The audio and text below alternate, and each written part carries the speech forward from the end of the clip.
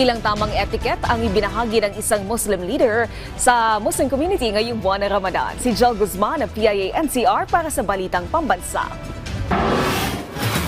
Ngayong buwan ng Ramadan, ang ating mga kapatid na Muslim ay nagumpisa na rin sa kanilang mga banal na gawain. Ayon kay Imam Jeffrey Umar Bobis ng Halal Development Institute of the Philippines, sa loob ng 30 araw mula bukang liwayway hanggang paglubog ng araw, ito ang espesyal na panahon para sa kanilang pagdarasal, pag-aayuno at pagkakaisa, mga mahalagang haligi ng Islam. Kaugnay nito, may ibinahaging ilang wastong kagandahang asal si Imam Jeffrey para sa mga non-Muslim nating kababayan. Mga kababayan at kamag-anak, kaibigan namin mga Pilipino, ngayong buwan ng Ramadan ay amin pong inihahanda ang aming mga sarili sa isang banal na mga pagsamba tulad ng pag-aayuno, pagbabasa ng Quran at ang pag-i-stay sa masjid para alalahanin at purihin ang dakilang Allah Subhanahu wa Ta'ala.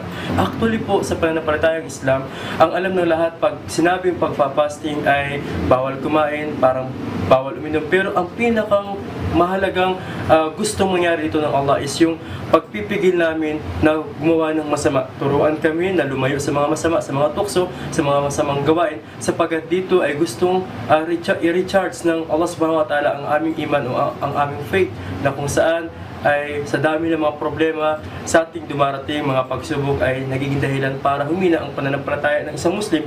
Kaya yearly ay isinabatas ng Allah ang pag-aayuno upang sa ganun ay mapalakas ang nangihinang pananampalataya ng bawat Muslim. Sa ating mga kababayan, kamag-anak at kaibigan na non-Muslim, kung sakali po na may makikita kayong Muslim na nag-aayuno at dumating sa time o sa punto na parang gusto nyo silang awayin o makipagtalo, so sana po hiling namin na kung alam nyo nagpa-fasting siya, ipagpaliban nyo po muna hanggang matapos na yung fasting. Paglubog ng araw din, doon yung pagalitan o doon yung awayin.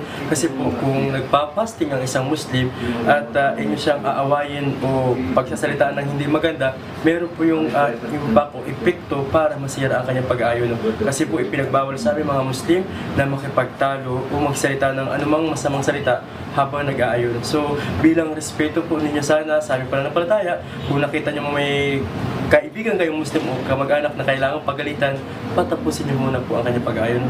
Ang pag-unawa at paggalang sa mga kanilang mga kaugalian tulad ng pag-iwas sa pagkain at inumin sa publiko sa oras ng pag-aayuno ay nagpapakita ng respeto sa pananampalataya ng mga kapatid nating Muslim. Nagpapakita rin ito ng pakikisa sa kanilang mga paniniwala.